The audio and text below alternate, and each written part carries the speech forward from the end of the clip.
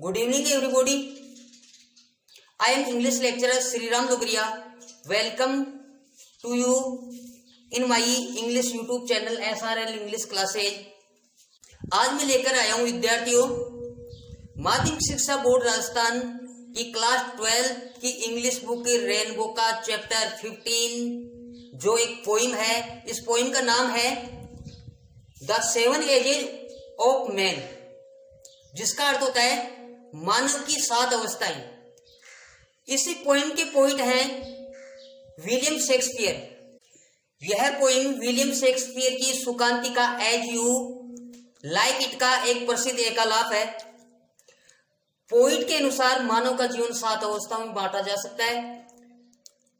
पहली है शेषावस्था, दूसरी है विद्यार्थी अवस्था, तीसरी प्रेमी अवस्था, चौथी सैनिक अवस्था है, पांचवी न्यायाधीश अवस्था है, छठी पेंटालून अवस्था है और सातवीं वृद्धावस्था है।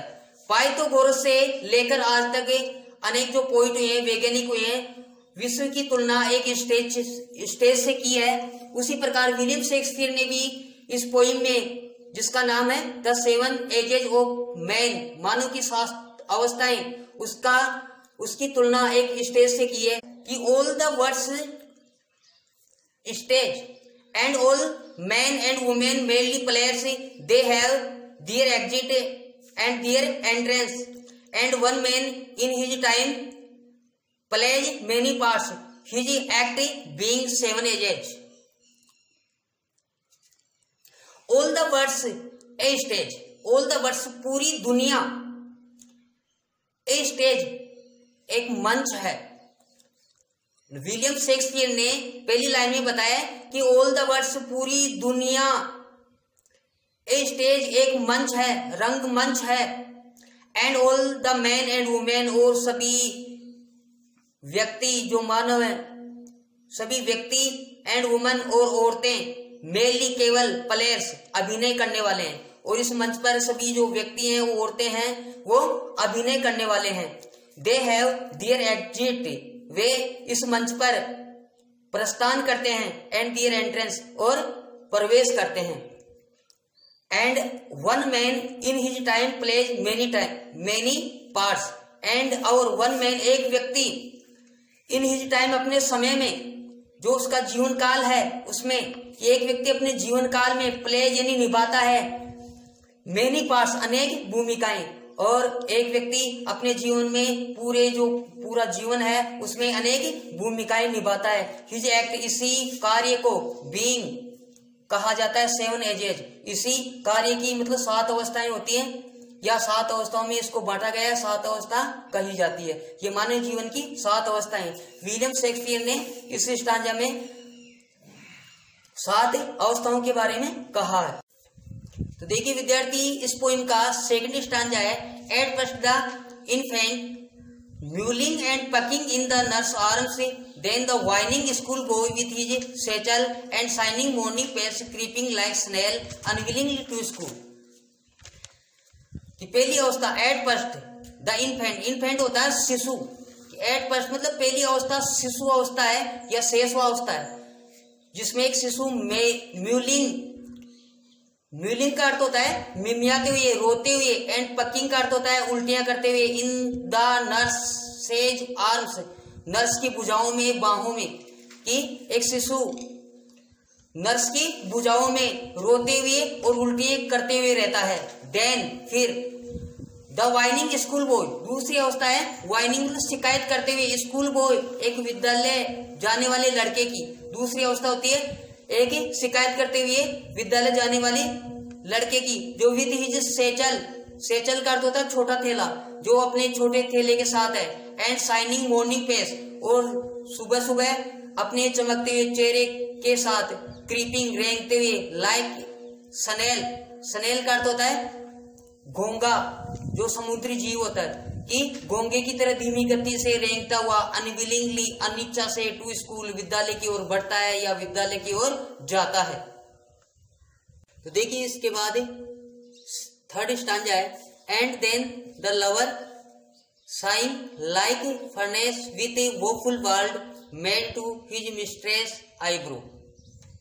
थर्ड स्टांजा में विलियम शेक्सपियर ने प्रेमी अवस्था के बारे में बताया।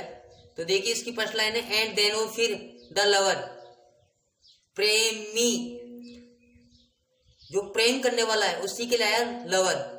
शाइनिंग, आहा बढ़ते हुए, लाइक फर्नेस, गरम भट्टी की तरह, कि वह गरम भट्टी की तरह आहा बढ़ते हुए, विथ वो फुल वर्ल्ड, वो फुल का अर्थ होता है दर्द भरा, वर्ल्ड का अर्थ होता है गीत, दर्द भरा गीत, मेड यानी बनाता है, टू हिज मिस्ट्रेस, अपनी प्रेमिका के लिए, प्रेमिका के आईब्रो, बाहों की प्रशंसा करते हुए, कि वह अपनी प्रेमिका की बाहों की प्रशंसा करते हुए एक दर्द भरा गीत लिखता है या बनाता है या गाता है। इसके बाद फोर्थ स्टैंजा है, then a soldier full of strange oaths and beard like the pard, jealous in honour, sudden and quick in quarrel, seeking the bubble reputation even in the cannon's mouth. इसके बाद में मतलब चौथी अवस्था है सैनिक अवस्था। तो देखिए देन ए सोल्जर, इसके बाद में सैनिक अवस्था आती है जो फुल ऑफ स्ट्रेंज ऑथ्स, जो फुल ऑफ स्ट्रेंज, स्ट्रेंज का अर्थ होता है विचित्र, औत होती है संकल्प, जो विचित्र संकल्प से भरा हुआ होता है। मतलब एक सैनिक विचित्र अलग अलग संकल्प से भरा होता है, अलग अलग संकल्प लेता है। And braided like the part, braided मतलब दाढ़ी बढ़ी हुई होती है, लाइक द पार्ट एक तेंदुए की तरह, और तेंदुए की तरह उसकी दाढ़ी होती है। जीलियस इन ऑनर, जीलियस ईर्ष्यालु होता है, इन ऑनर सम्मान में, और सम्मान में वो ईर्ष्यालु होता है। Sudden and quick in क्वारेल, sudden and quick का अर्थ लेना हमेशा तैयार रहता है, इन क्वारेल झगड़ने में, लड़ने में, और लड़ने में एक सैनिक हमेशा तैयार रहता है। Seeking the bubble reputation, seeking तलाशता है, द बबल यानी खोखली, रेपुटेशन प्रतिष्ठा, और वो सैनिक एक खोखली प्रतिष्ठा को तलाशता है। Even in the cannon mouth, और एवन भी इन द कैनन, कैनन्स का अर्थ होता है तोप के मुंह, कैनन्स माउथ तोप के मुंह में, और तोप के मुंह में भी वो जाने के लिए तैयार रहता है। तो देखिए विद्यार्थी अगला पांचवा स्टांजा है, and then the justice in fair round belly with good capon lined with eyes severe and beard of formal cut full of wise saws and modern instances and so he plays his part. इस पांचवें stanza में पांचवी अवस्था के बारे में बताया है, जो एक जस्टिस की, एक न्यायाधीश की अवस्था होती है। एंड देन द जस्टिस, और फिर न्यायाधीश की अवस्था होती है। इन फेयर राउंड बेली, इन फेयर राउंड, फेयर राउंड का अर्थ होता है गोल मटोल, बेली का अर्थ होता है तोंद या पेट, कि गोल मटोल, इस अवस्था में गोल मटोल व्यक्ति गोल मटोल तोंद वाला होता है। विथ गुड केपन लाइन, और उसके पेट में केपन नर चूजों का मांस लाइंड भरा रहता है, और उसके पेट में नर चूजों का मांस भरा हुआ होता है। विथ आइज सेवर, और उसकी आइज आंखें सेवर कठोर और तीक्ष्ण होती है। एंड बियर्ड और दाढ़ी ऑफ फॉर्मल कट, और दाढ़ी में फॉर्मल कट होता है या औपचारिक उपयुक्त आकार प्रकार की उसकी दाढ़ी होती है। फुल ऑफ वाइज सॉज, फुल भरा होता है, वाइज यानी बुद्धिमत्ता पूर्ण, सोज यानी कहावतों से, एंड मॉडर्न और आधुनिक इंस्टेंस उदाहरणों से, और आधुनिक वह व्यक्ति बुद्धिमत्ता पूर्ण कहावतों और आधुनिक उदाहरणों से भरा हुआ होता है। एंड सो, और इस प्रकार ही वह प्लेज यानी निभाता है हिज पार्ट, अपनी भूमिका, और वह इस प्रकार अपनी भूमिका निभाता है। तो देखिए विद्यार्थी इसके बाद में छठा स्टांजा है, the six age shift into the lean and slippered pantaloon with spectacle on nose and pouch on side, his youthful hose well shaved and world too wide for his shrunk shank and his big manly voice, turning again toward childish treble pipes and whistle in his sound.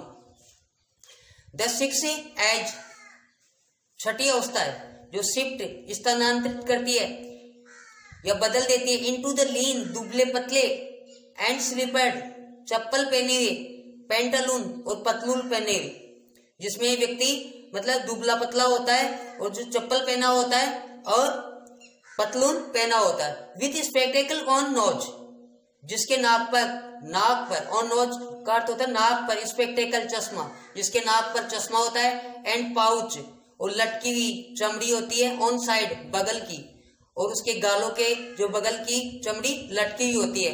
His youthful हौज, और his उसकी youthful जवानी के दिनों की हौज यानी जुराबे जो well shaved जो बचा कर रखी हुई थी, ए वर्ल्ड वो बहुत अधिक टू वाइड बड़ी हो गई है, चौड़ी हो गई है, ढीली हो गई है। फॉर इज श्रंक उसके सिकड़े हुए सेंग टांगों के लिए, कि उसके सिकड़े हुए टांगों के लिए जवानी के दिनों की बचा कर रखी हुई जुराबे अत्यधिक ढीली हो गई है। And his big mainly voice, और उसकी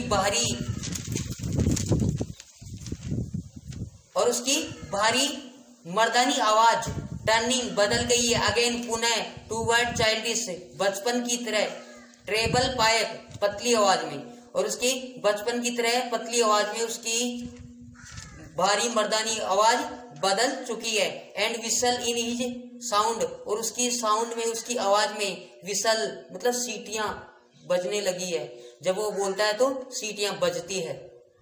तो देखिए विद्यार्थी 7th स्टैंजा 7वां स्टैंजा है, last scene of all that ends this strange eventful history is second childishness and mere oblivion, sense teeth, sense eyes, sense taste, sense everything। Last scene अंतिम अवस्था और सभी व्यक्तियों की, कि सभी व्यक्तियों की अंतिम अवस्था डेट इन जो एंड अंत करती है दिस इस स्ट्रेंज विचित्र एवनफुल हिस्ट्री घटनापूर्ण जीवन का, जो इस विचित्र घटनापूर्ण जीवन का अंत कर देती है। ये अंतिम अवस्था इस विचित्र घटनापूर्ण जीवन का अंत कर देती है। Is second childishness and mere ओवियन, इज है सेकिंड, यह जो अवस्था है वो सेकिंड मतलब दूसरा, चाइल्डिशनेस बचपन है, एंड मेयर ओवियन और केवल विस्मृति है, कि ये दूसरा बचपन और केवल विस्मृति है। सेंस टीथ जो दंतहीन है, जो व्यक्ति को दंतहीन रखती है, दंतहीन कर देती है। सेंस आइज नेत्रहीन, एंड सेंस टेस्ट स्वादहीन, सेंस एवरीथिंग और प्रत्येक प्रकार से वंचित कर देती है। इसी के साथ ये पोएम समाप्त हुई।